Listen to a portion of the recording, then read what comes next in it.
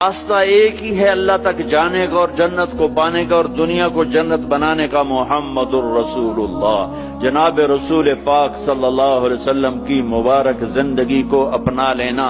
یہ واحد نبی ہے جن کی زندگی کی ہر شے محفوظ ہے، کوئی نبی ایسا نہیں جس کا کچھ محفوظ ہو، یہ واحد نبی ہیں جن کی ہر شے محفوظ ہے۔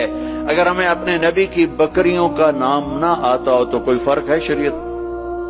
اگر مجھے اپنے نبی کی بکریوں کا نام نہیں آتا تو اس میں کوئی جنت دوزخ کا فیصلہ تو کوئی نہیں، لیکن میرے اللہ کا پیار ہے، میرے نبی نے جو بکریاں رکھی ہیں اللہ نے ان کے نام بھی ہم تک پہنچا دی۔ عجوہ، سقیہ، زمزم، برکہ، ورثہ، اطلال، اطراف، قمرا، غیفہ، یہ 9 بکریاں میرے نبی کی تھی، اور 10واں ان میں بکرا تھا نسل بڑھانے کے لیے، اس کا نام تھا یمن، اور ان کو چرانے والی تھی ام ایمن، اور اس میں آپ کی بکری قمرا آپ کی زندگی میں مر گئی، باقی جو 8 تھیں آپ کے وفات کے بعد بھی زندہ رہیں۔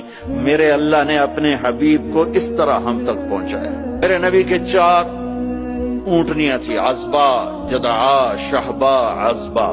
میرے نبی کے 2 اونٹ تھے، عسکر اور ثعلب، 2 گدھے تھے،